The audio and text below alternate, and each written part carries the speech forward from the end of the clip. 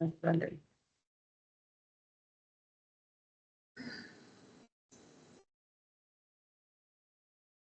Bom, boa tarde a todos. Obrigada aqui pela presença em mais uma edição dos seminários do NTL. A todos os que estão presentes aqui virtualmente e presencialmente. A gente tem uma sala aqui com umas 10 pessoas, orientandos e professores do núcleo de tipologia linguística. E é com muito prazer que a gente anuncia aqui no seminário de hoje a presença do André Salanova, nosso conhecido de tempos e colaborador aqui, pesquisador que tem colaborado com os trabalhos do NTL lá na UFG também. Ele vai falar hoje sobre tipologia da relacionalidade em línguas do leste da América do Sul. Ele já avisou aí que quem tiver interesse, ele pode compartilhar, né, Andressa, o artigo. Sim. E então vou apresentar o Andrés, para quem não conhece. Ele é pesquisador da língua Mebengocré, da família G, desde 1995, e tem trabalhado em vários aspectos da estrutura dessa língua, desde a fonética da nasalização até a semântica dos evidenciais. E também, em colaboração com outros pesquisadores, tem escrito e pesquisado sobre outras línguas, como o Chorote, Enxlet, Guarani Paraguaio, Chacobo, Araona, e orientado teses sobre Siona, Bago, Enxlet e Chorote. Ele concluiu o doutorado dele em 2007, no MIT, com a tese sobre nominalizações do Mebengocré e a sua relação com a ergatividade, e tem também contribuído com o ensino em outras universidades, tem sido professor visitante na UFRJ, na UFG, aqui no Brasil, e é professor desde 2007 também na Universidade de Ottawa. Então, passo a palavra para você, Andrés, já está compartilhando a tela, tá? E a gente está gravando e depois vamos conversar com você sobre a possibilidade de divulgar essa gravação, se você aceitar, tá bom? Tá bom, sem Bem-vindo. problema. Obrigado. Quanto tempo que eu tenho para falar? A gente tem em termos de uma hora, mais ou menos uma hora para falar e meia hora para as Para as discussões. perguntas. Então tá. Isso. Espero ter calculado direito, porque tem muito material.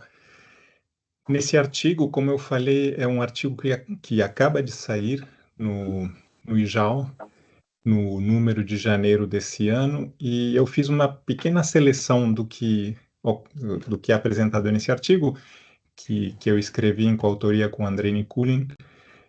Tem outra seleção que a gente apresentou num congresso há uns 2 anos, que é mais apontando para o futuro, né? Que seria a reconstrução desses recursos de relacionalidade e antirrelacionalidade. Então, tem esse artigo que eu posso passar, foi isso que eu ofereci para passar para quem quiser. Talvez depois a gente combine um jeito de coordenar a distribuição.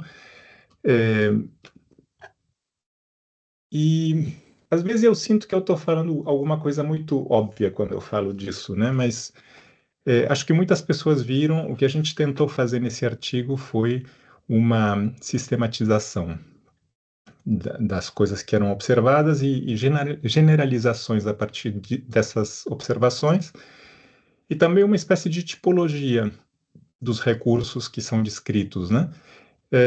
Então, eu agora estou escrevendo com o Mário e com o Andrei um pequeno artigo sobre a história das descrições linguísticas no leste do Brasil, excluindo a área tupi, e vimos que até no Mamiani tem referência a esta noção de relacionalidade, uma referência oblíqua, né, em que diferentes temas são classificados. E devo falar que o Andrei, infelizmente, não está aqui. Ele poderia falar de muitas dessas coisas melhor do que eu. Ele está varado no aeroporto de Lisboa. A gente sabia que ele não ia estar por aqui, mas acho que ele não vai conseguir nem entrar facilmente para a conversa. Então, vou ter que responder eu todas as perguntas. Então, essa classificação dos temas em temas absolutos ou não absolutos, né? Palavras absolutas ou palavras relativas, ou outras terminologias, né? Como palavras ou temas, entende-se que são incompletos, né? E essa terminologia é mais óbvia, talvez, se a gente olha para os substantivos, né? Isso aqui é de uma língua arawak, o Ayunaki. Os temas nominais classificam-se facilmente em duas categorias, os relacionais e os absolutos. E a gente vê que os relacionais, eles não podem, por um lado, não podem aparecer sós, enquanto que os absolutos aparecem, e a distribuição é inversa quando tenta-se por algum tipo de dependente, né? A gente pode acrescentar um prefixo de terceira pessoa, perfeito com substantivo relacional, mas com substantivo absoluto isso aí não acontece, né? E a gente pode fazer compostos ou por um dependente que não seja um índice de pessoa. Isso funciona com substantivos relacionais, mas não funciona com substantivos absolutos, né? Então a gente pode dizer, bom, o que chama atenção quando a gente vê isso, esse é um fenômeno muito conhecido, mas chama atenção a rigidez que há na classificação dos substantivos nessas duas classes, né? Se a gente olha para o português, por exemplo, para quase qualquer outra língua europeia, há uma certa rigidez nas adposições, que são necessariamente relacionais, e nos advérbios, que são necessariamente não relacionais, né? Seriam esses dois casos. Não sei se para baixo pode ser considerado um advérbio, mas é é, uma palavra não relacional que tem uma função nesse sintagma adverbial, né? Mas quando a gente olha para os substantivos, não existe rigidez na relacionalidade. Então, macaxeira, que é um objeto, né, do ponto de vista eh, pragmático, a gente sabe que normalmente ele não precisa ser possuído, ele pode pegar um possuidor sem problema, né? Não é então o caso do que eu mostrei na diapositiva anterior. Agora, outra característica dessa relacionalidade é que ela é transcategorial. Não é simplesmente uma questão de termos duas classes de substantivos. Se a gente olha para outras palavras, as adposições e os advérbios, eu não vou mencionar isso por falta de espaço, mas nos verbos também ocorre e ficamos com a mesma língua, né? O Ayunik.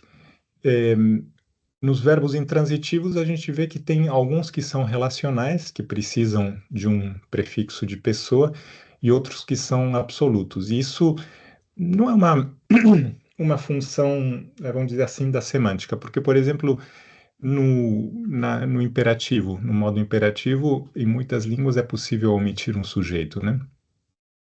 Mas aqui a gente vê que a diferença se preserva. Também no modo imperativo, você precisa de um prefixo de pessoa num verbo relacional e ele não é necessário num verbo absoluto. E numa frase declarativa, você vê que o prefixo de pessoa é exigido como esperado, mas também não é possível com um verbo absoluto, né? E tentar qualquer outra combinação dá orações que são agramaticais, tá? Então, já temos aí uma razão para diferenciar a relacionalidade daquela noção talvez mais comumente invocada, que é a inalienabilidade nos substantivos. A relacionalidade passa também de uma forma homomórfica, por assim dizer, no domínio dos verbos, em muitos casos, né? A gente quer definir a relacionalidade de forma mais precisa. Não é simplesmente uma exigência gramatical de um argumento, né?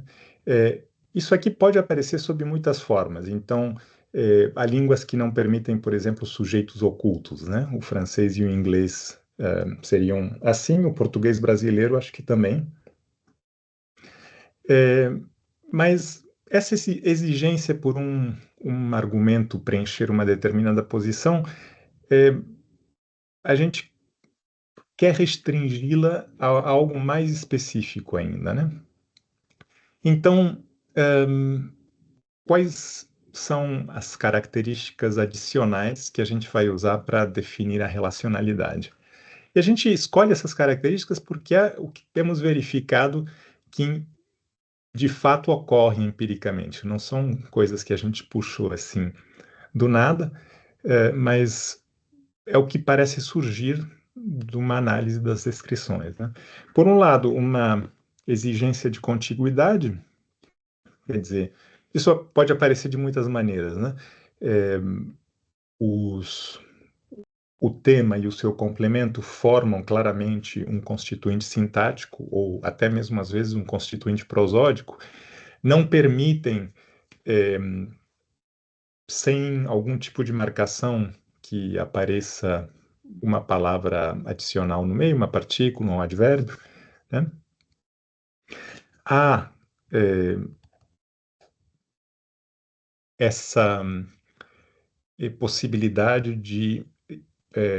do complemento ser expresso por índices de pessoa, pronominais, né? E que são prefixos, ou proclíticos, o que seja, e logo a relação semântica é particularmente estreita e às vezes até restrita, e essa transcategorialidade que a gente mencionou ainda agora, que eu mencionei ainda agora, tá?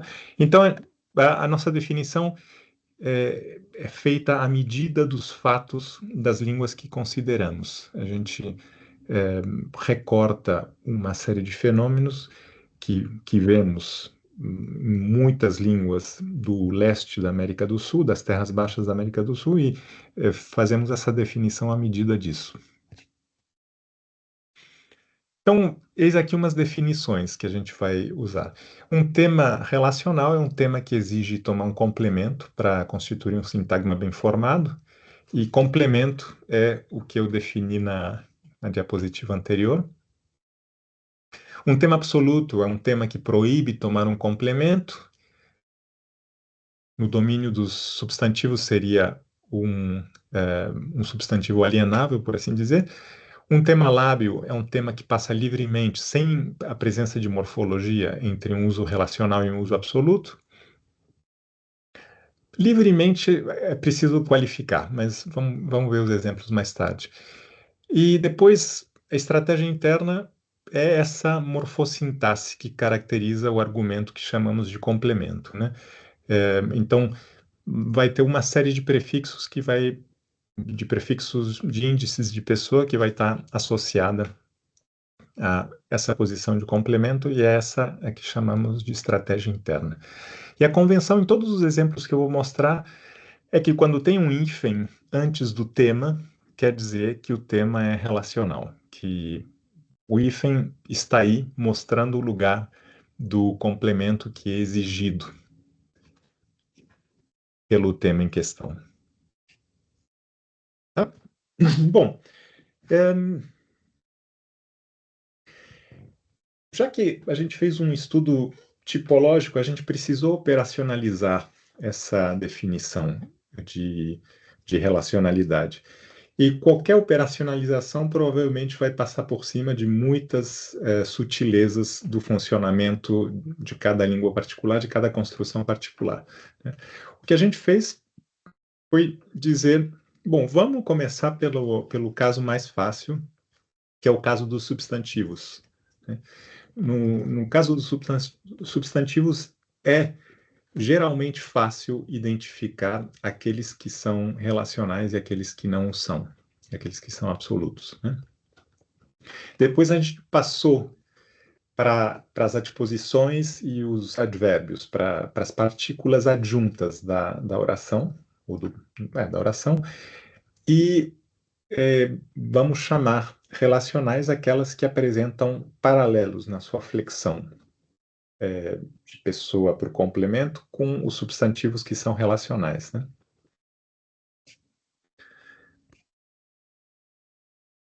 E, finalmente, a gente olha para os verbos. Se uma língua tem uma subclasse de verbos que tomam complementos usando a mesma morfossintaxe que os substantivos relacionais, a gente define essa subclasse como sendo uma subclasse relacional de verbos, né? E o resto, o complemento, seria uma subclasse absoluta de verbos, né? E a gente usa. Por que eu uso a palavra vicário? Acho que não. A gente olha em particular para o paradigma de índice de pessoa. E já falei por quê, né? Mas talvez deva dizer que a gente. hum,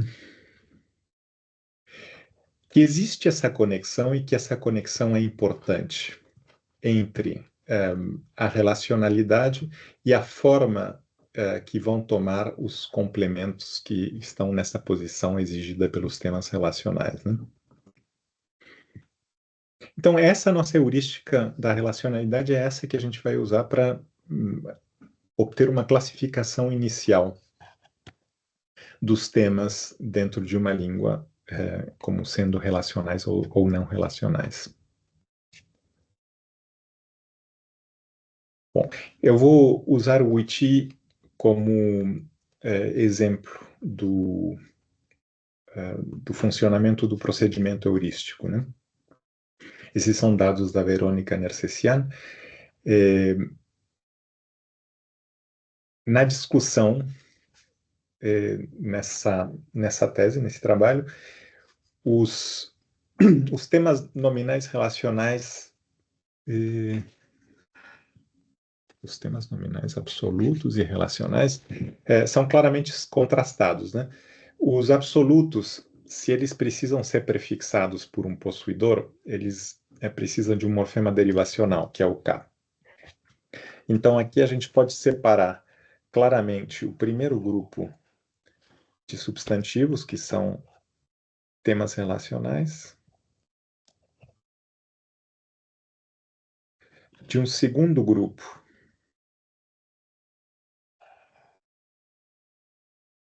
que são temas absolutos,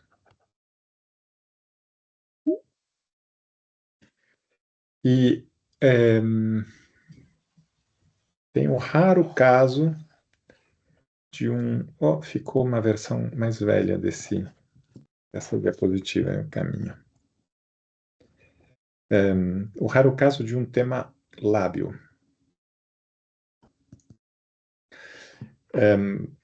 Por que é um tema lábil? Porque a veia é simplesmente o caminho do sangue, né, de alguém. Aqui é o sangue, caminho, e a gente vê que esse tema caminho ele pode aparecer só, sem um complemento, enquanto que todos os verdadeiros temas relacionais não podem aparecer sem complemento. Tá? Mas esses casos são raros na língua. A maioria dos substantivos cai numa das duas categorias. Com essa classificação dos substantivos, a gente tem identificado um paradigma de prefixos de pessoa que é próprio aos complementos dos temas relacionais. Não sabemos o que acontece nos temas não relacionais. Provavelmente que eles não pegam prefixos de pessoa, provavelmente que eles pegam prefixos de pessoa diferentes. Ambos os casos podem ocorrer, né? O importante é que a gente identificou esse paradigma como sendo próprio de uma posição de complemento. Em termos talvez um pouco mais formais, a gente poderia dizer essa é a série dos prefixos de pessoa que correspondem a uma determinada categoria de caso, né? Tá? E talvez, se tivéssemos uma outra série para o possuidor de nomes alienáveis, teríamos que falar de uma outra categoria de caso. Acho que é interessante pensar nisso como uma categoria de caso e como a relacionalidade estando definida de maneira indireta em torno a uma determinada categoria de caso. Tá. Agora, segunda etapa do procedimento heurístico. Quando a gente olha para as palavras que encabeçam os adjuntos, encabeçam, isso aqui talvez pareça estranho. A gente juntou advérbios e adposições numa mesma categoria. Eu acho que é algo que, para muitas das línguas que estudamos, é útil. A única diferença que haveria entre advérbios, ou às vezes chamadas partículas, e pós-posições, é que as segundas tomam um complemento, são relacionais. As primeiras são simplesmente adjuntos que não permitem esse complemento ser expresso, ou que não permitem um complemento, né?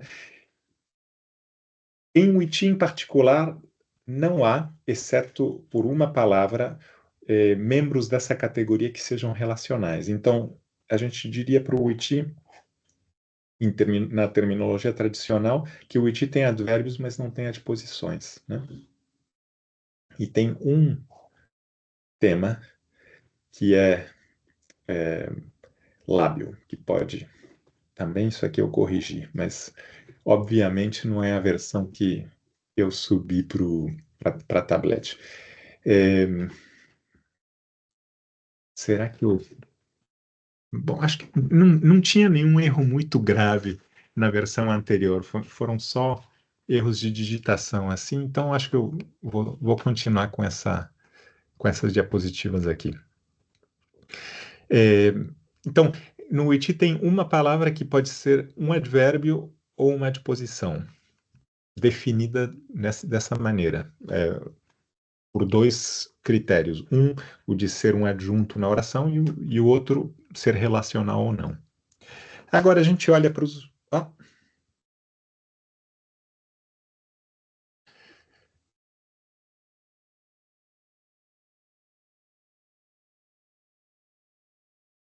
Ai, que droga. Tá faltando uma diapositiva. Bom, vou então falar de relacionalidade sem morfologia.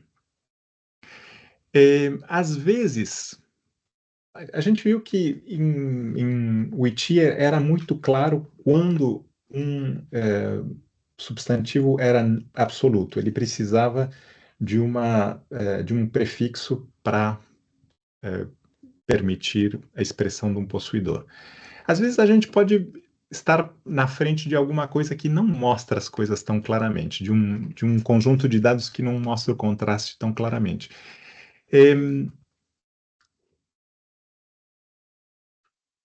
O caso particular é quando a terceira pessoa é um zero. Então, esse é o caso, por exemplo, do Mebengocré,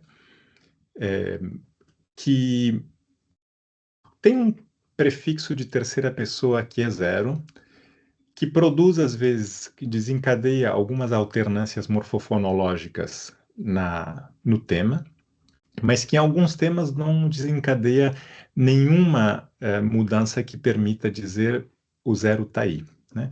Então, vamos olhar primeiro para o caso do tio materno, onde tem uma pequena alternância morfofonológica que vai nos mostrar que o zero está aí. A raiz de tio materno seria inget, né? E quando o prefixo é de primeira pessoa, perdão, ninget, quando o prefixo é de primeira pessoa, o nhe está aí. Quando o prefixo é o zero de terceira pessoa, o nhe cai. E cai também quando o possuidor é plural. Bom, não vou falar do vocativo. Por essa alternância, a gente sabe que há um possuidor de terceira pessoa aí. Então, a gente sabe também que o tio materno é uma palavra, é um tema relacional. Certo? Isso não acontece com o pai. Se a gente olha para o paradigma de pai, até aqui, vamos dizer, a gente vê que aqui não tem nada, e também não tem uma alternância morfofonológica que vai dizer, olha, o prefixo zero deve estar aí.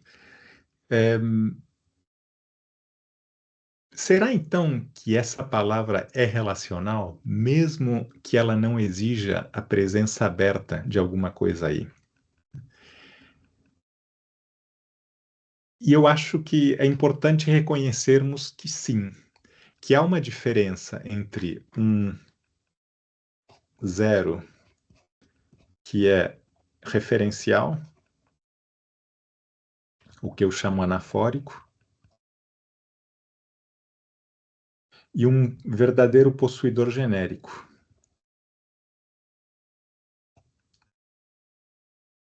ou ausência de possuidor, né?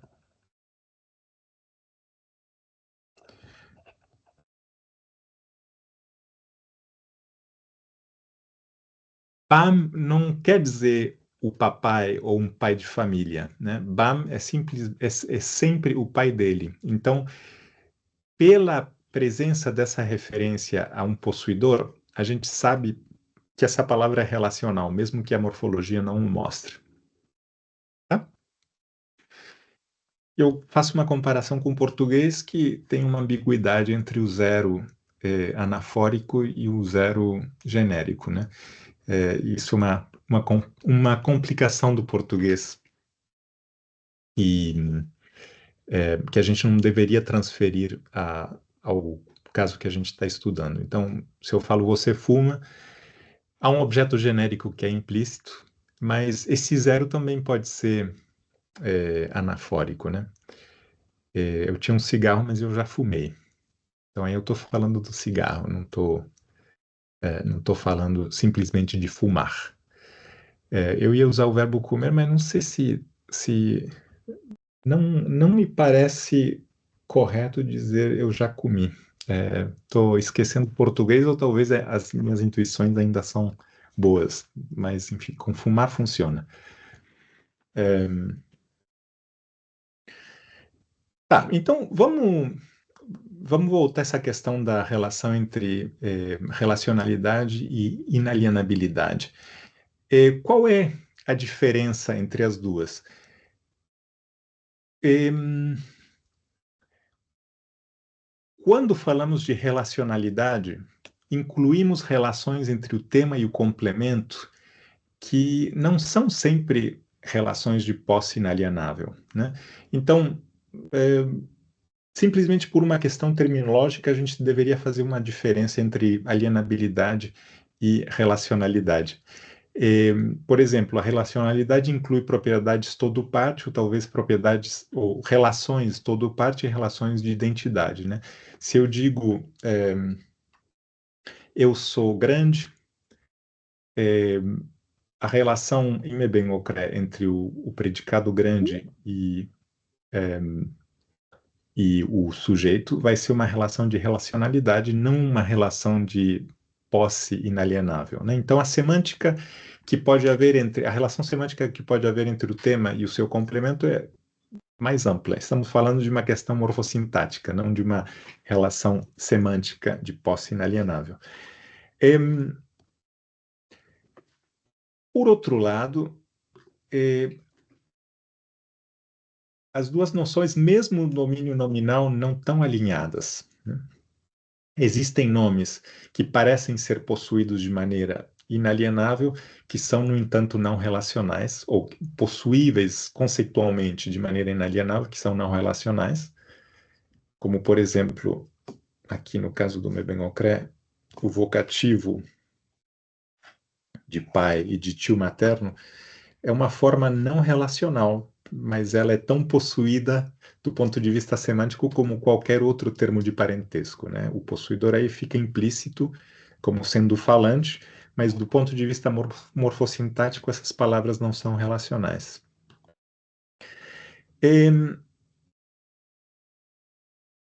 E depois, continuo falando com exemplos do Mebenocré, numa mesma classe semântica, você pode encontrar coisas que são relacionais e não relacionais, por motivos diversos. Então, quando estamos falando da roupa, tem termos para roupa em Mebenocré que são formados com partes do corpo, mas mesmo assim designam roupas, não designam partes do corpo. Esses daí vão ser relacionais. Tem outros termos que são formados com palavras outras que não são partes do corpo, esses termos aí vão ser absolutos, né? Mesmo que semanticamente façam uma classe coesa, né? Homogênea. E falei também da transcategorialidade. Bom,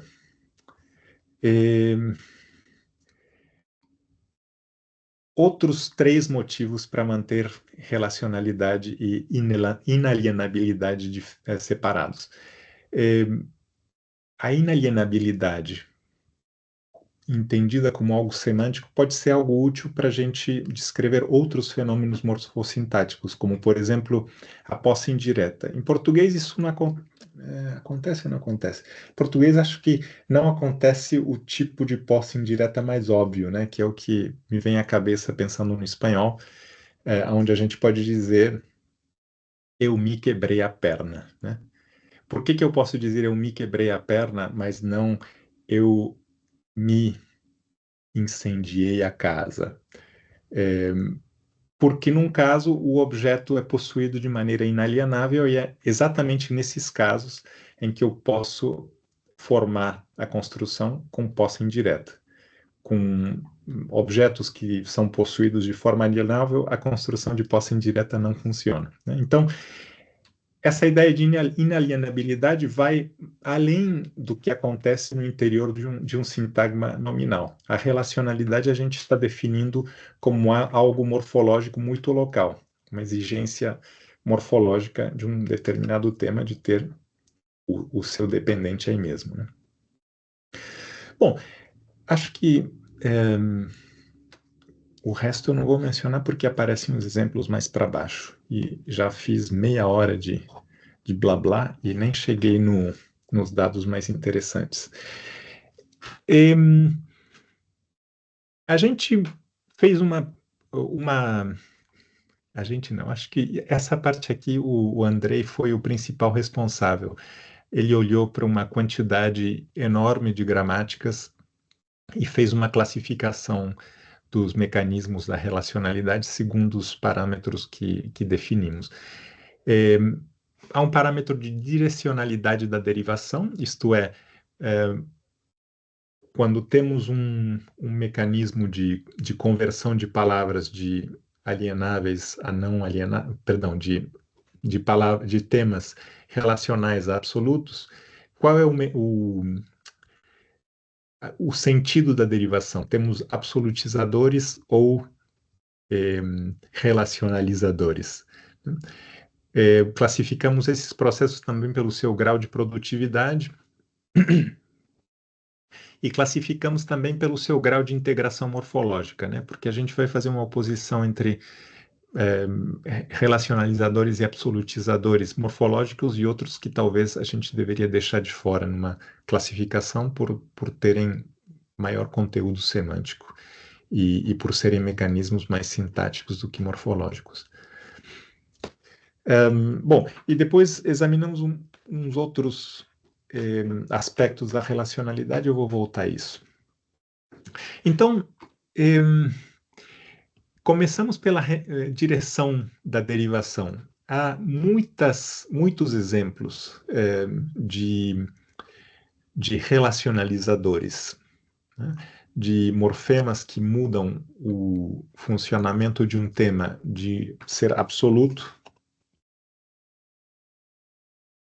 para ser relacional.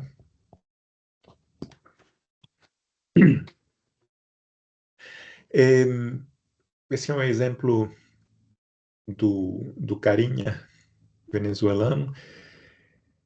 Tem algumas irregularidades morfológicas, mas acreditem que, estamos falando da mesma coisa, né? Tem um circunfixo que aparece junto com temas absolutos para transformá-los em relacionais. Bom, morfologia absolutizadora existe também, é muito frequente. Esse é um caso do Palicura, em que a gente começa com um tema relacional e termina com um tema absoluto. também através de um processo de circunfixação, né? Em alguns casos, não é bem um circunfixo. E outro exemplo seria de uma língua G do Norte, Mehé, em que existe esse prefixo absolutizador,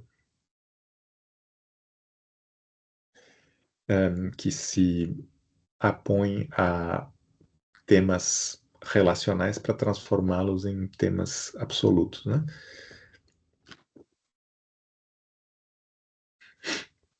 Vocês veem que do ponto de vista do significado, nada mudou, na verdade. O tema de se algo de um substantivo deve ser considerado relacional, alienável ou inalienável, a partir da sua semântica, vai por um outro caminho separado do tema morfológico da relacionalidade. Bom, há alguns casos em que a morfologia parece instanciar uma oposição equipolente, né? Em que tanto a versão absoluta quanto a versão relacional de um determinado tema parecem prefixadas, né? E a raiz sem os prefixos não ocorre. Isso pode ser um acidente da morfofonologia, né? Talvez, de fato, uma melhor análise seria que essa vogal faz parte do tema e há uma prefixação aí que altera a vogal.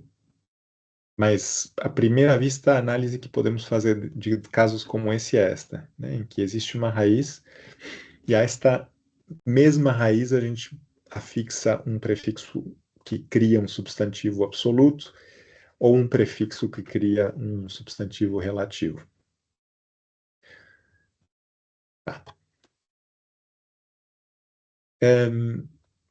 Bom, segundo parâmetro de classificação dos processos de mudança de relacionalidade é a produtividade desses prefixos, né? Os mais produtivos são com frequência analisados como posposições genitivas, né? Seria o caso do apinagé, isso aqui ocorre de maneira idêntica no Mebengocré. Os substantivos absolutos podem ser possuídos através dessa posposição, né? Que é uma posposição exclusiva a casos como este. Em Caro, talvez temos a mesma coisa. Um relacionalizador que, por ser escrito como uma palavra separada, a gente talvez diria que é uma posposição. Mas existem relacionalizadores morfológicos que são altamente produtivos, né? E um caso é esse sufixo né, que acontece em Paunaca, que transforma novamente um tema absoluto em um tema relacional. E esse prefixo que se encontra em Suruipaeté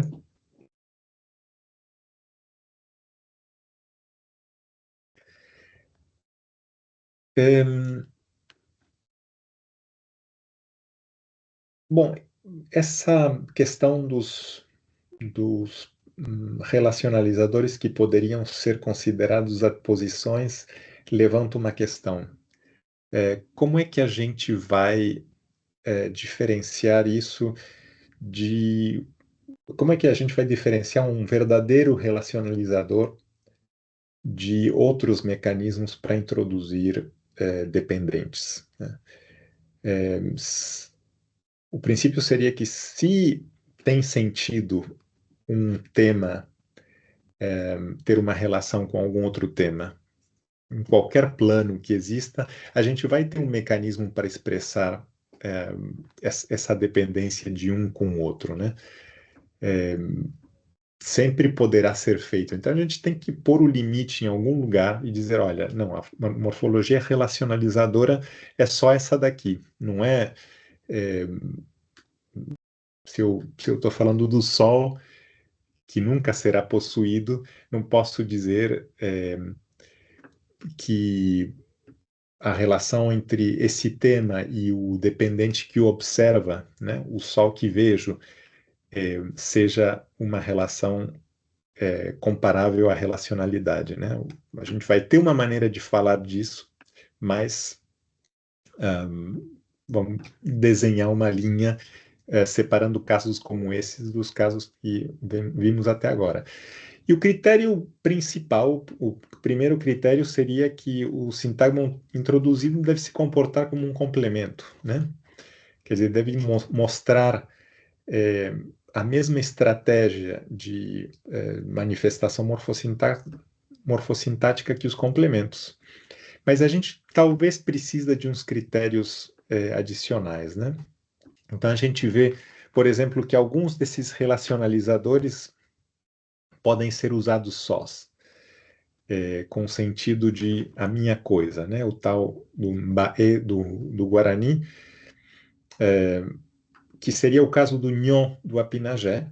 Eu posso falar, por um lado, em Nyon-Rop para relacionalizar o cachorro e dizer que ele é meu, mas eu posso também dizer que algo é meu usando o Nyon como predicado. Então, isso aí já é uma coisa para dizer para nós, olha, não é morfologia relacional, talvez. Vamos, talvez, mantê-la sob a lente, porque tem um comportamento interessante, mas fazemos uma diferença entre isso e a verdadeira morfologia relacional. Outra coisa que caracteriza os relacionadores um pouquinho mais semânticos do que morfológicos é que a relação que eles introduzem é mais livre. A relação que eles introduzem entre um dependente e um tema é mais livre. Então, por exemplo, o Nyon do Mebengocré, que é o mesmo Nyon do Apinagé, hoje em dia é usado com muita facilidade para falar de coisas como, por exemplo, a hora de comer, o dia da reunião, etc. Essa relação genitiva mais geral do português se traduz com esse marcador de posse indireta, né? De posse alienável.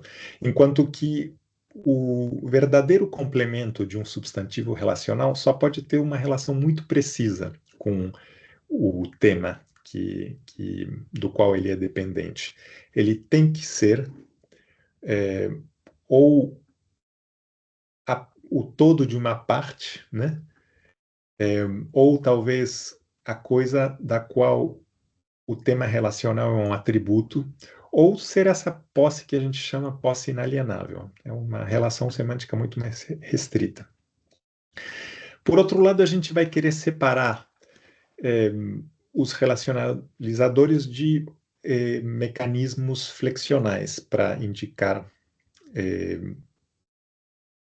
Aqui eu inverti as coisas. A gente quer separar os absolutizadores de mecanismos flexionais para indicar uma posse genérica. E vocês vão ver um exemplo disso que acho que vai fazer as coisas mais claras. Bom, um exemplo de algo que a gente não quer considerar um relacionalizador são esses classificadores possessivos que a gente encontra em Cariri. Então, os substantivos que aparecem à esquerda são substantivos absolutos. Eu posso indicar a posse de substantivos absolutos mediante classificadores possessivos, né? Mas esses classificadores possessivos, eles têm uma riqueza semântica que, que os torna muito diferentes de um relacionalizador morfológico, né? Então, eles fazem referência ao tipo de relação que existe entre o tal do possuidor e o objeto possuído. Então, coisas assim a gente vai deixamos de lado da nossa comparação de mecanismos relacionalizadores e absolutizadores.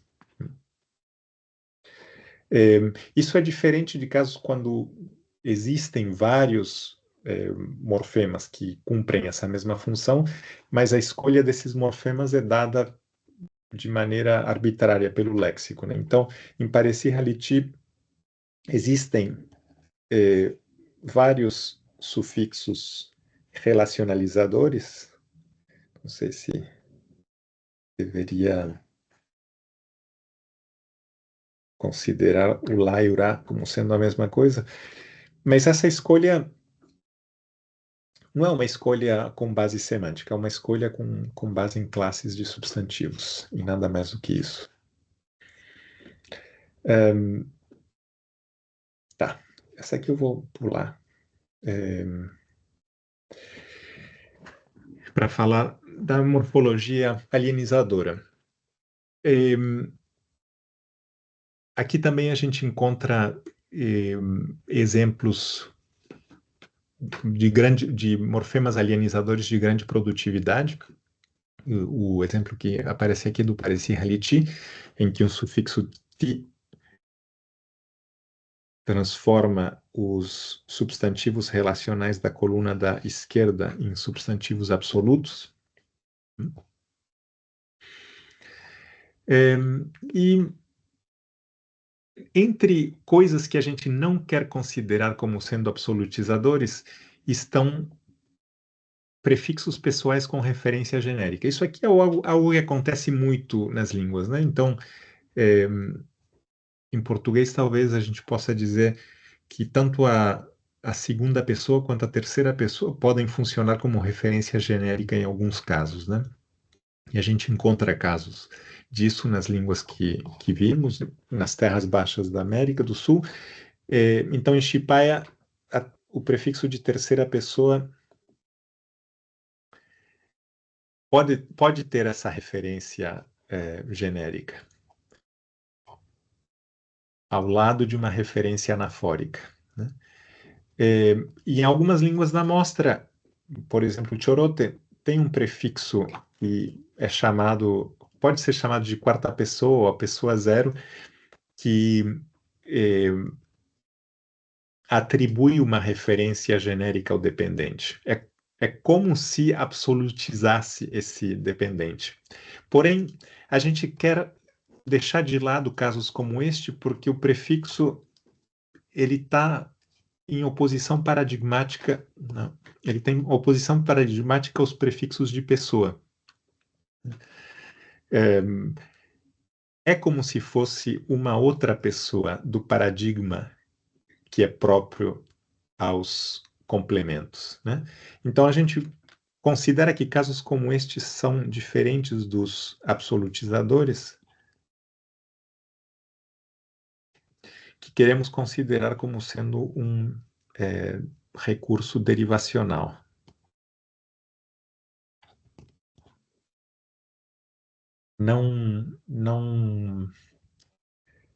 Não há absolutizadores flexionais. Se alguma coisa aparece no lugar onde você encontraria um prefixo de pessoa, não faz parte da nossa amostra, vamos dizer assim. Tá? Bom, e um terceiro parâmetro descritivo, já falando não de construções específicas, senão de línguas tomadas em sua totalidade, ou talvez classes de palavras dentro de cada língua, é o grau de labilidade que a gente encontra nessas classes, né? O que é típico das terras baixas da América do Sul, que eu falei no início da fala, é que os temas pertencem de forma rígida a uma das duas classes, né? Isto é, que a labilidade seja baixa ou nula. E um exemplo disso seria o Mebengocré, em que a gente só encontra dois substantivos que são lábeis, né? A gente encontra o substantivo ka, que no uso absoluto quer dizer canoa, e no uso relacional quer dizer pele ou casca. E o termo jujê, que pode funcionar de forma tanto relacional quanto absoluta, sem mudança semântica que eu saiba. Algumas línguas, porém, mesmo nesta região em que há uma labilidade mais generalizada nos substantivos, né? E um caso seria o Carajá, em que apesar de haver preferência por eh, conceitos que são pragmaticamente mais frequentemente possuídos aparecerem junto com o possuidor e vice-versa para os que são pragmaticamente menos frequentemente possuídos não aparecerem com o possuidor, todos eles, não todos, todos eles podem aparecer com o possuidor, mesmo aqueles que são pouco frequentemente possuídos, ou que são possuídos de forma alienável, e não todos podem aparecer sem possuidor. Então, há palavras que são obrigatoriamente relacionais, mas a relacionalidade nos nomes que a gente diria alienáveis é completa. Eles podem todos aparecer com o possuidor expresso pelo mesmo mecanismo morfológico que o da posse inalienável dessa classe de substantivos obrigatoriamente relacional. Tá? Bom, eu vou fazer um pequeno. Não, vou pular isso que o tempo já está faltando. Se vocês quiserem me perguntar sobre a relação entre a relacionalidade e os tais dos prefixos relacionais, eu posso falar um pouco sobre o assunto. Eu quero falar da relacionalidade nos verbos, que acho que esse é um ponto importante que eu prometi mencionar no início da fala.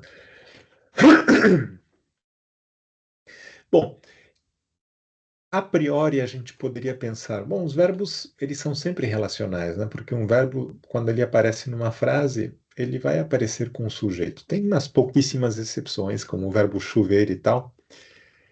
O verbo, mas fora essas exceções muito raras, os verbos sempre têm um dependente. Porém, como falei, a gente quer definir relacionalidade de forma mais restrita, como sendo, sim, relacionalidade, mas usando a estratégia dos complementos, né? Então,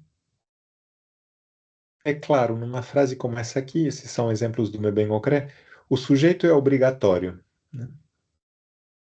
Mas esse caso não nos interessa. Nos interessam os casos que estão em vermelho, em que algum dependente aparece com a mesma forma que os dependentes das palavras relacionais de outras categorias, né? Quando os prefixos de pessoa que são empregados junto com o verbo são os mesmos prefixos de pessoa ou quase que são empregados com substantivos relacionais ou com as pós-posições.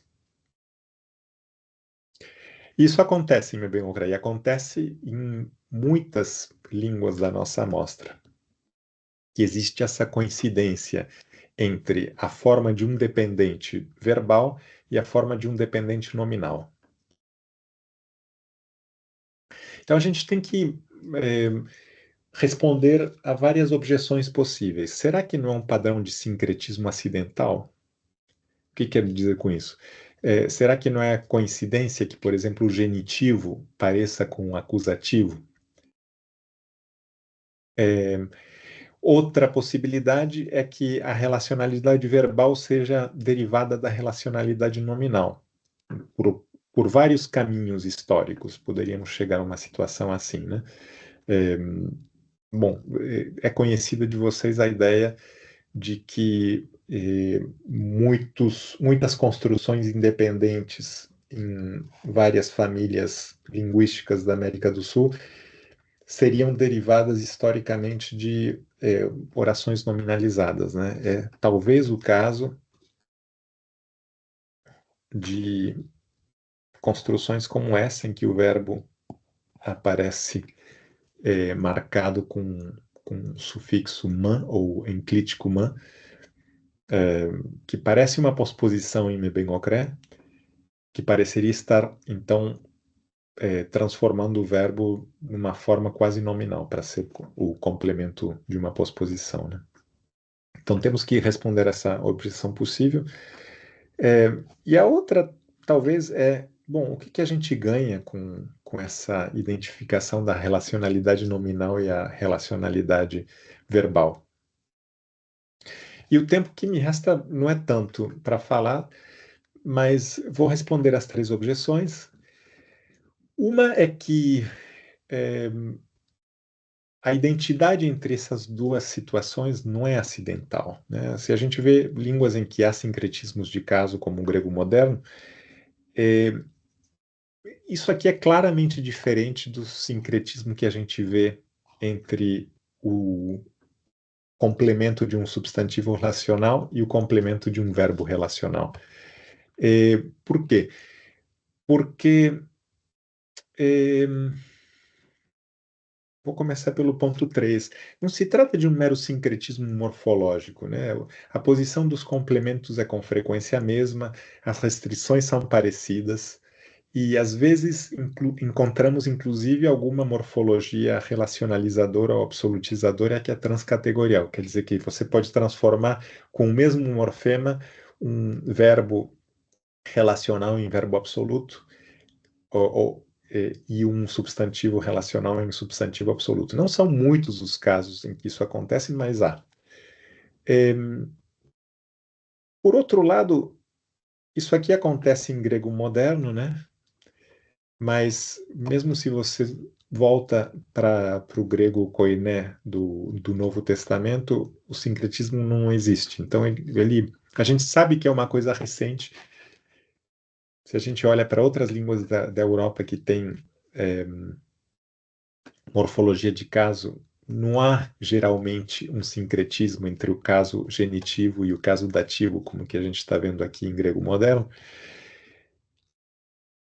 Enquanto que nas línguas da região da que eu estou falando, que é das terras baixas da América do Sul, o sincretismo que existe entre esse caso do dependente do substantivo relacional e o caso do dependente do verbo, primeiro dependente do verbo, é idêntico em muitas famílias. É uma identidade que se repete uma e outra vez, né?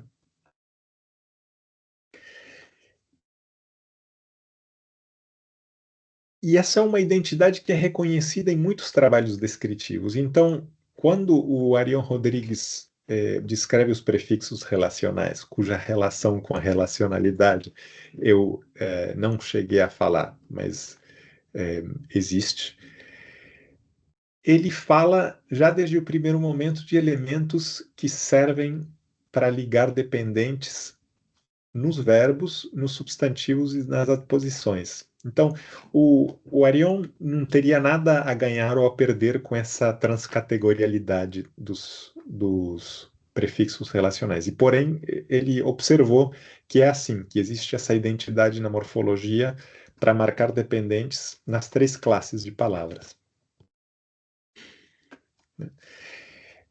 Porém, a coisa se complica, né? O paralelismo entre os substantivos e os verbos se complica. E um caso que é complicado é o caso do Guarani Paraguaio. Mas eu acho que é um caso relativamente típico. Por quê? Porque os verbos eles pegam mais de um dependente, né? Então, e os verbos também se flexionam para uma série de coisas que os substantivos não podem se flexionar. Então, a morfologia que aparece neles vai ser muito mais complexa.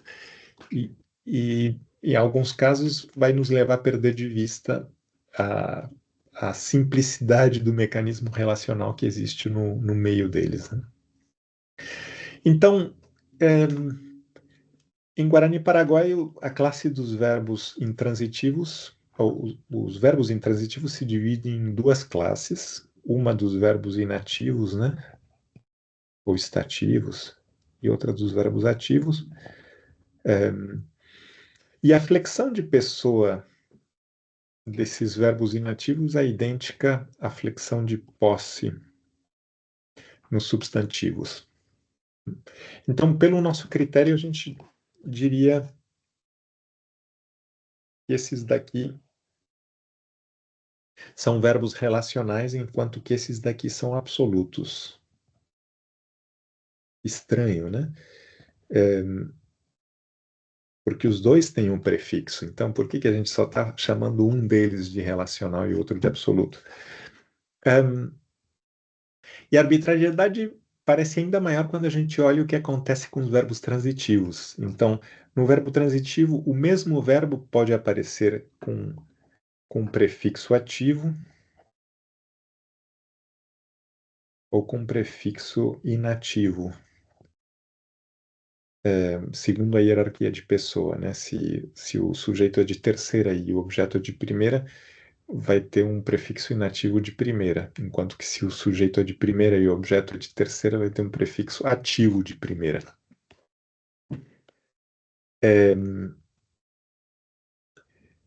Então, parece que essa ideia da relacionalidade não seria útil ao ser transferida do domínio nominal para o domínio verbal. Porém, se a gente olha para todo o léxico verbal do Guarani, a gente vê que é, na maioria dos verbos, quando o prefixo é um prefixo ativo, quer dizer, no caso A e no caso C, a gente tem um prefixo ativo, no caso B e no caso D, a gente tem um prefixo não ativo, aquele que a gente quer considerar como manifestação da relacionalidade, né? Aparece um outro elemento e que é um vestígio, talvez, mas que é um vestígio que ainda aparece com um possuidor de terceira.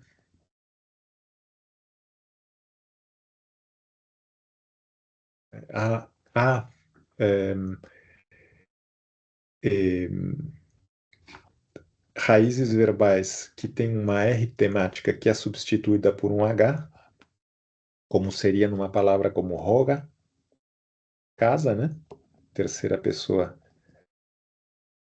E tem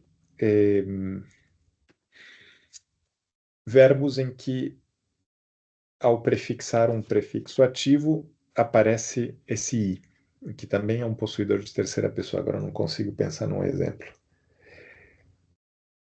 Esse objeto, esse vestígio é um vestígio de um objeto, é um vestígio de uma flexão de objeto, né? Ele é substituído quando você incorpora um objeto nominal, como ocorre aqui em Opiracutu. O substantivo incorporado ele substitui esse vestígio de um prefixo. E também ele é substituído quando o morfema reflexivo ou o morfema recíproco é prefixado ao verbo, né? Então, a gente tem uma evidência de que o prefixo ativo ele está separado do tema verbal por outra coisa, que a verdadeira posição interna num gabarito verbal é essa que é ocupada pelo vestígio de um prefixo nos verbos transitivos, né? Então, a distinção que a gente fez entre um deles sendo absoluto e o outro sendo relacional se mantém quando a gente olha com mais cuidado para o que acontece nos verbos transitivos. Um caso como Diucá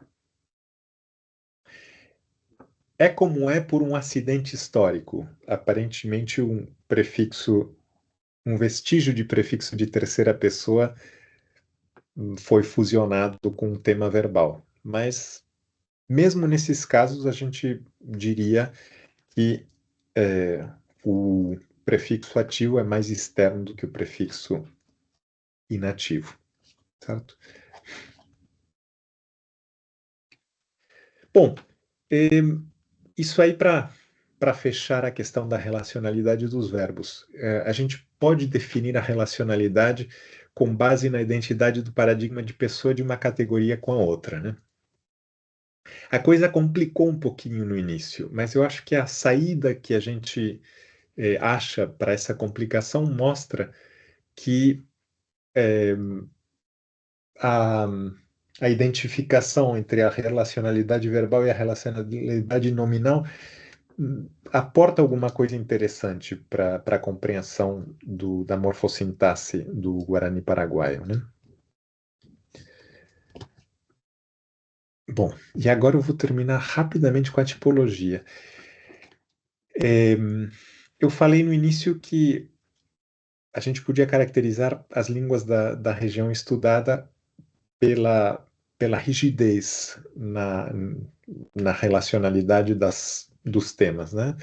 E se a gente conhece bem o léxico de uma língua particular, a gente pode fazer uma tabelinha como essa daqui, que foi feita para o Chiquitano Miguelenho. Entre os substantivos, a gente tem uma maioria absoluta. Perdão, entre os substantivos, a gente tem um grande número de substantivos relacionais e um grande número de substantivos absolutos. Nos verbos, praticamente uma maioria esmagadora de temas relacionais, bem poucos verbos absolutos. O que é importante para comparação, por exemplo, com as línguas europeias, é que essa classe intermediária dos temas lábeis é quase vazia.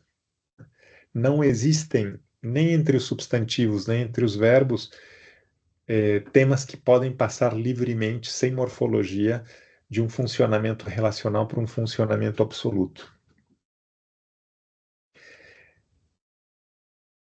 Numa língua europeia, a gente se encontra, talvez, poucos substantivos que são obrigatoriamente possuídos e poucos substantivos que proíbem ser possuídos. A maioria dos substantivos seriam classificados nessa coluna do meio, né? Entre os verbos, bom, é mais difícil dizer, mas acho que é relativamente comum os verbos transitivos, se é que a gente quer definir a transitividade como sendo relacionalidade nessas línguas, que podem ter o seu objeto omitido e mesmo assim funcionar como verbos intransitivos, com uma referência genérica para esse participante, né? É só nas posições e nos advérbios que a gente vai ver um padrão que parece com o que a gente vê aqui para o Chiquitano Miguelenho, né? Que existe uma classe de adposições que são obrigatoriamente relacionais, existe uma classe de advérbios ou partículas que são obrigatoriamente absolutas, mas existem poucas palavras dessa classe que passam livremente de um uso para o outro. E, bom, em Mebenocrá acontece a mesma coisa, a coluna do meio vazia, né? E um grande número de relacionais e absolutos. A coisa é um pouquinho mais complexa nos verbos, mas se quiserem depois eu posso explicar. Bom, agradeço. Desculpem que passei do tempo e que também tinha muito material. Tem o trabalho escrito onde tudo isso está exposto de maneira muito mais detalhada e que vocês podem ler tranquilamente, sem pressão do tempo. Me escrevam se quiserem obter, ou se não, depois eu passo para Marina para deixar à disposição de vocês. Obrigado.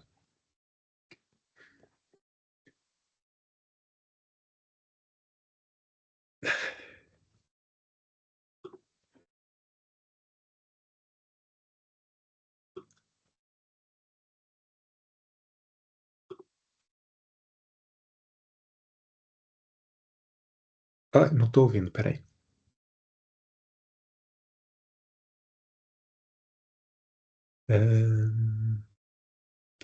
Alguém pode falar alguma coisa? Agora eu... Voltou aí, Marina? Tá tudo certo? Eu não sei se o pessoal lá em Brasília está com problema. Não estou ouvindo o Thiago. Agora sim, né? Estão ouvindo ou não? Agora tá me ouvindo. Pronto, agora eu tirei. Tira o seu mic. Vocês me escutam? Opa, agora tá bom. Ótimo. Agora preciso Beleza. Então, por questões logísticas e para simplificar o uso das máquinas, eu vou fazer mediação das perguntas agora, que a plateia tenha. Ninguém levantou a mão online ainda. Eu vou dar preferência a alguma pergunta aqui na sala, inicialmente, depois a gente pode passar para o pessoal que está online. Tudo bem, Andrés? Sim, tranquilo. Muito bem. Então, o pessoal que está aqui presente, a Flávia tem uma inscrição, ela vai fazer a primeira pergunta, então.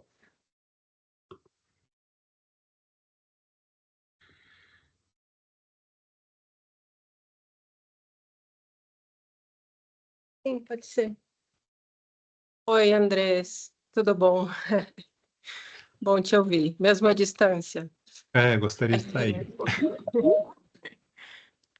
Não, eu queria pedir para voltar rapidamente na tabela ali que você passou com os dados do Mebengocré, porque eu vi que você fez uma subdivisão nas formas verbais, não sei se finita, não finita, e... Voltou? Não, só para ver, sim, está aqui nas referências. E, peraí, isso.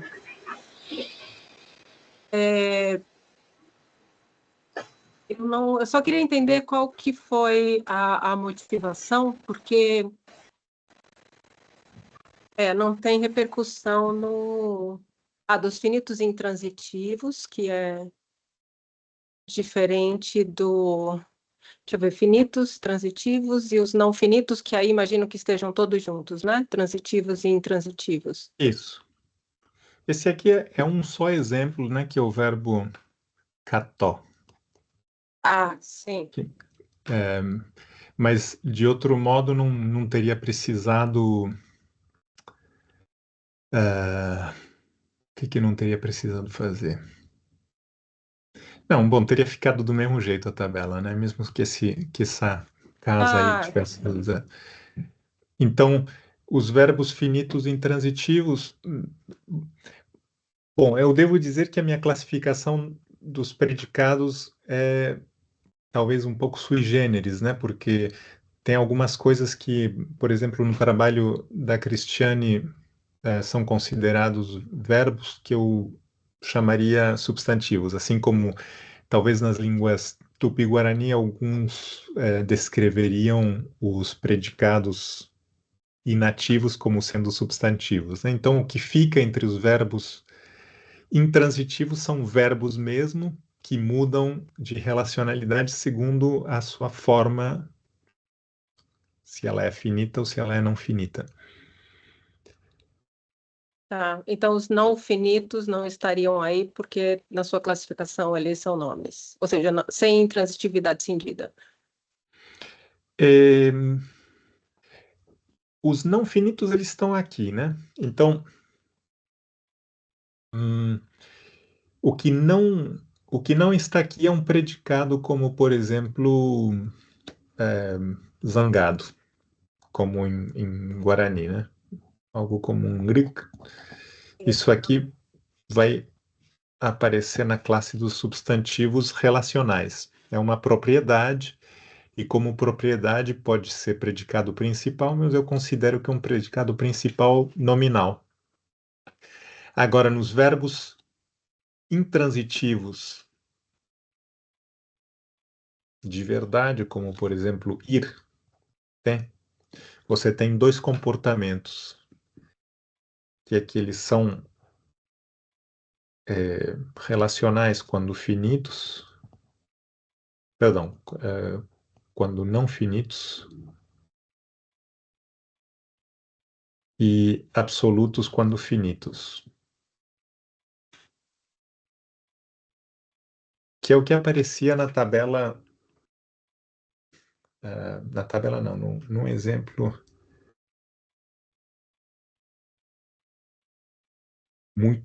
muito tempo atrás, deixa eu ver onde que ele está.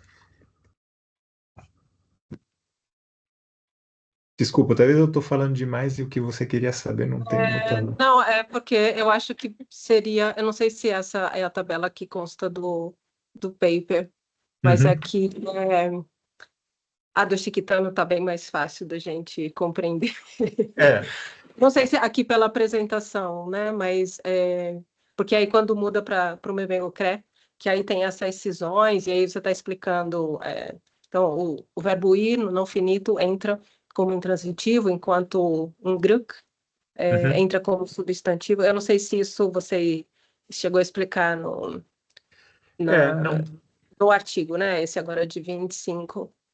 É Acho. só porque a tabela ela sistematiza e é muito importante a gente ter isso assim Uhum. bem claro. E foi onde eu me perdi. Eu estava acompanhando a fala, mas a hora da tabela eu me perdi. É, o que importa nessa etapa da fala é a questão da labilidade, né? Tudo o resto está apresentado de forma um pouco, bom, compacta demais para ter muito sentido.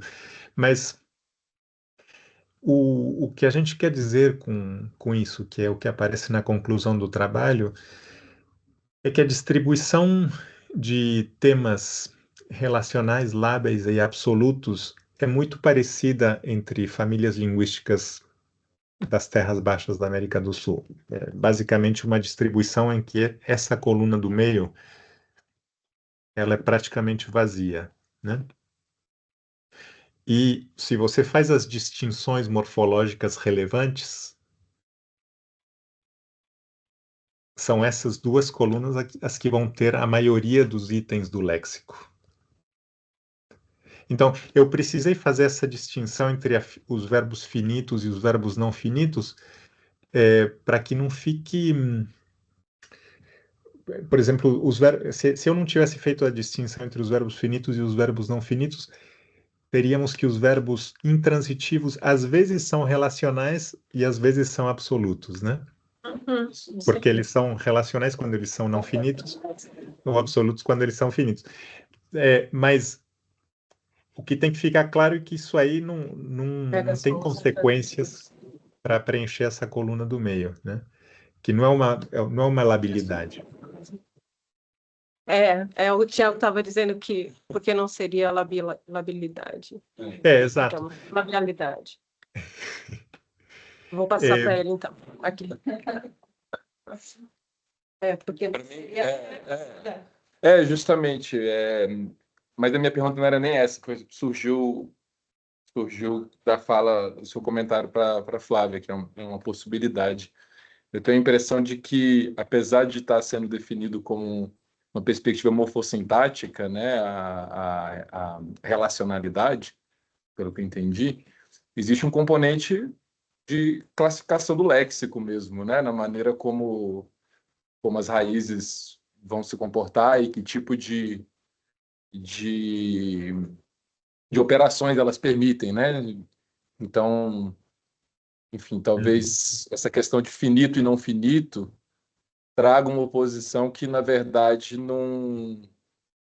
Ao menos me parece que ela deve ser buscada mais na categorização do verbo enquanto uma entrada lexical, né? Essa era a minha impressão. Mas, se eu puder colocar uma pergunta junto que eu queria fazer e aí te dar a chance de comentar, Andrés, talvez sim. seria interessante. Eu vi que o trabalho está definindo línguas do leste da América do Sul e não é nem para ser muito chato com a questão onde passa essa linha, né? Mas Uhum. vocês colocam exemplos de línguas aruac, né? E as línguas aruac, elas vão ter uma diferença importante com relação às línguas G e Tupi, e ela é muito importante para esse conceito de relacionalidade que vocês estão trazendo, né? Que é o fato de que os prefixos nominais nas línguas aruac, que eu conheço, né? Eles servem para marcar tanto a posse alienável quanto a inalienável, os mesmos prefixos, né? A diferença é que você vai ter um, um dependentizador, né? Um relacionalizador na sua terminologia para aqueles termos Uhum. absolutos. Mas quando você vai para o verbo, esses mesmos prefixos que estão nos nomes, eles vão marcar tanto o argumento de um verbo ativo como estativo, ou desculpa, tanto ativo intransitivo quanto transitivo, né? E os verbos estativos, eles não são marcados por esses prefixos. Uhum. Eles, na verdade, isso é o caso do Banil bem claramente, mas de outras línguas também. Eles vão ter sufixos que não aparecem, a princípio, na morfologia nominal. Sim.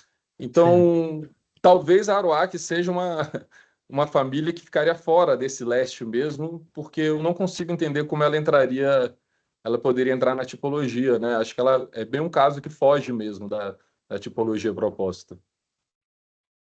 Depende um pouco por onde a gente define a tipologia, né? Eu acho que mesmo que o alinhamento entre a categoria do complemento seja diferente entre os substantivos e os verbos, acho que ainda você pode dizer que uma tipologia baseada na labilidade junta as línguas arawak às do resto do leste da América do Sul, né? Porque você precisa marcar com aquelas palavras que são, aqueles temas que são em princípio absolutos, a posse mediante um relacionalizador, né? Não há uma labilidade sem morfologia para você passar de uma para outra. Agora, sim, eu reconheço que juntar a relacionalidade nominal que acontece no domínio verbal nas línguas arawak apresentaria diferenças importantes com o que a gente apresentou, né? Então, em princípio, a gente começaria por dizer que os verbos estativos não são relacionais, né? Porque a relacionalidade que a gente identifica pelo nosso critério é a relacionalidade que a gente vê nos substantivos, né? Os temas nominantes. Agora, identidade entre a série dos prefixos nominais e prefixos de duas relações gramaticais no verbo acontece também, inclusive em algumas línguas G, né, em que você usa a mesma série de prefixos tanto para o sujeito quanto para o objeto de verbos transitivos. E o que fazer nesse caso? Eu acho que a relacionalidade nesse caso deveria ser definida também pela posição, né? Não só pela forma, senão por um lugar preciso ocupado pelos complementos. Espero ter respondido. Ótimo. Não, sim, André, acho que para a gente ir pensando nessas questões, é interessante o conceito, né? Tentar abarcar uma coisa que a gente vê que existe aí na América do Sul, mas aí vai vendo que algumas coisas vão encaixando mais diretamente, outras menos. Eu acho bem legal desde um ponto de vista areal, né?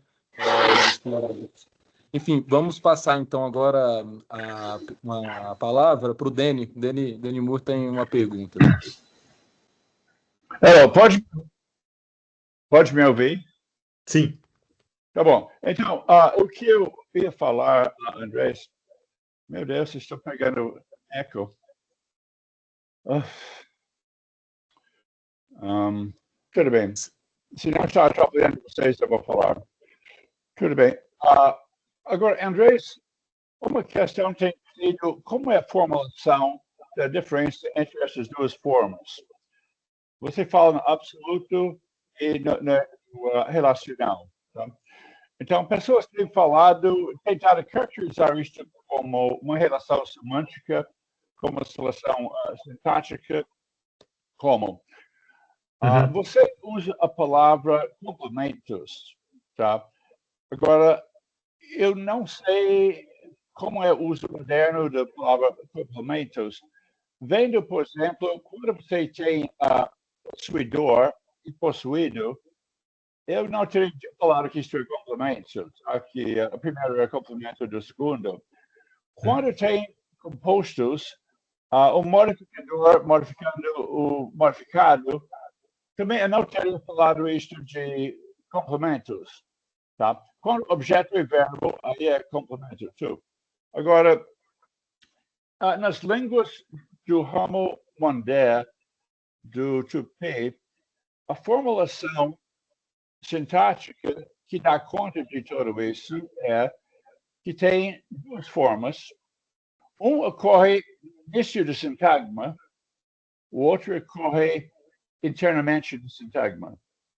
Aquela primeira do início é que você está chamando absolutos, e aquela que ocorre internamente é o que você está chamando de relacionais. Isto de que eu sei dar conta de tudo, isto funciona com nomes e funciona com verbos também. Porque tem verbos que estão no início do sintagma verbal. Isto provavelmente tem que ver com processos fonológicos de Sanji que têm afetado diferencialmente os consoantes no início do sintagma e aqueles que estão protegidos, que estão internamente, tá? Isto, eu acho que, se eu me lembro corretamente, Sebastião Juda e Sérgio Meira apontaram este processo do R original sendo ido para H em algumas línguas e depois H ido para zero. Todos esses são processos naturais.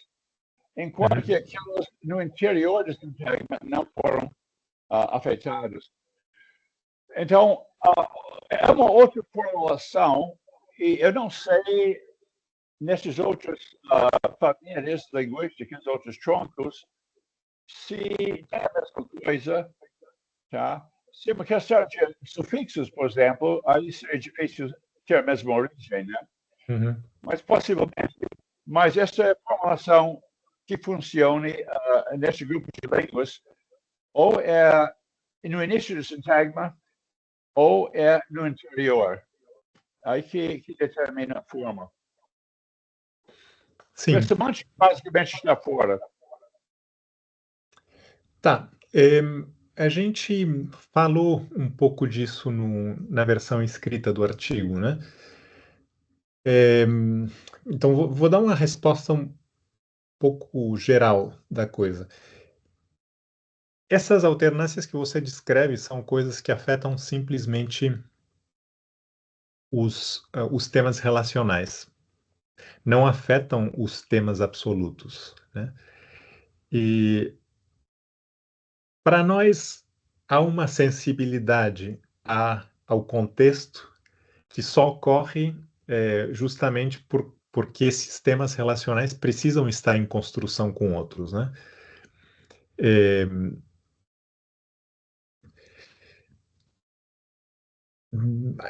Acho que não é algo que pode ser reduzido exclusivamente a uma questão fonológica. Tem uma componente fonológica, mas tem também o fato de que um tema não poderia ocupar essa posição intermediária no sintagma se ele não for relacional. E isso é porque, ao ser relacional, ele permite que exista um tema na posição imediatamente anterior, que forma com ele uma unidade morfossintática clara, né? Mais do que isso, quer dizer, é algo que também tem reflexos no Guarani paraguaio, né? Tem palavras relacionais em Guarani paraguaio que tem três formas. Uma forma iniciada com T, uma forma iniciada com R e uma forma iniciada com H.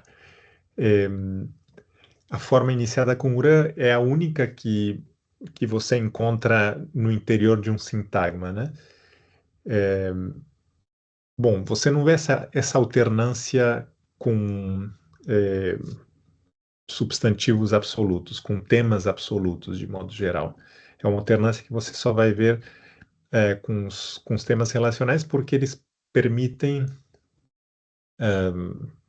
ou requerem a presença de um complemento, né? Era isso que você estava perguntando?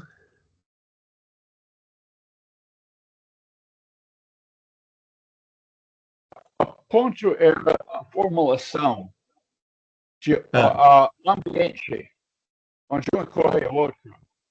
Estou dizendo que para este grupo de línguas, a formulação que dá conta é início do sintagma ou não início. Tá?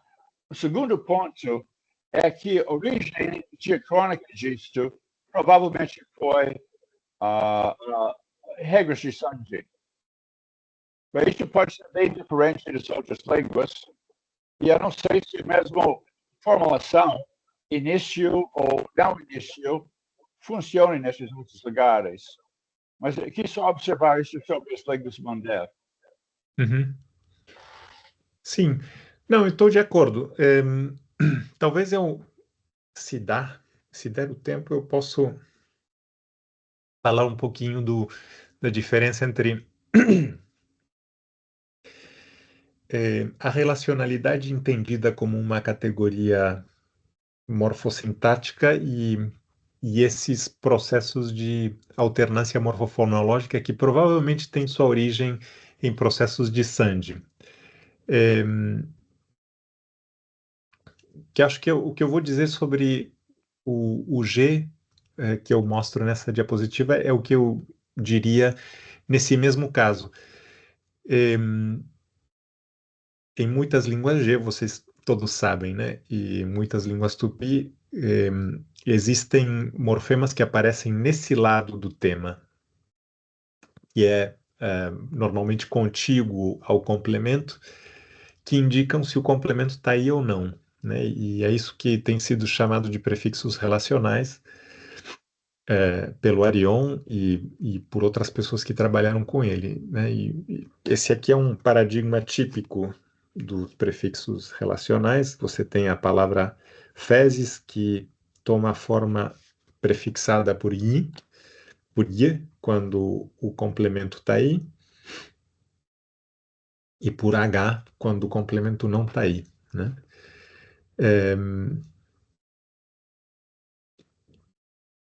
Bom, parecem prefixos que estão marcando a presença de um complemento, mas não são prefixos que tornam a palavra absoluta ou relacional, né? Não é isso de jeito nenhum. Ambos os usos são usos relacionais da palavra, do tema fezes.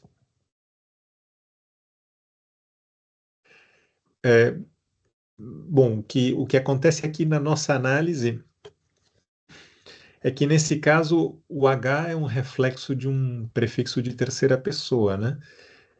Isso aí não dá para reduzir a Sandi. O que dá para reduzir a Sandi é talvez o que acontece com uma forma como essa daqui, quando ela aparece em dois contextos diferentes. É uma forma relacional, que precisa ter um complemento, mas que talvez em algum contexto pode aparecer no início de sintagma e nas línguas tupi em questão sofre o fortalecimento da consoante inicial nesse contexto, né? Mas a presença de um prefixo de pessoa acho que não dá para reduzir a uma questão de Sandi. A gente sabe que é um prefixo de pessoa porque existe essa referência anafórica, um possuidor, né? Principalmente por isso. Então, com pequenas modificações, acho que seria essa análise que foi feita das línguas tupi que você mencionou, né? Os condicionamentos fonológicos ou morfofonológicos são mais complexos, ou de fato estão presentes, enquanto que nas línguas G não há condicionamento fonológico nesse caso, né?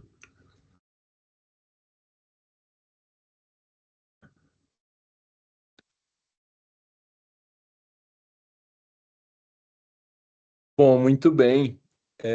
Acho que a gente já avançou um pouquinho na nossa hora, então eu gostaria de agradecer muitíssimo o Andrés por estar aqui presente online com a gente e mostrar um pouco do trabalho que eles publicaram no IJL. Quem tiver interesse, né? Muitos já devem estar sabendo, mas quem não estiver sabendo e tiver interesse no artigo, sugiro escrever para os autores, né?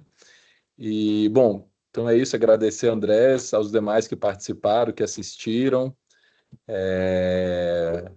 Fique aí, então, o nosso abraço. Desejo uma boa sexta-feira para todo mundo. Abraço para vocês. Espero que da próxima seja em pessoa. Muito esquisito falar assim na frente do computador, né? Mas tô Sempre, acostumado. Hã? sempre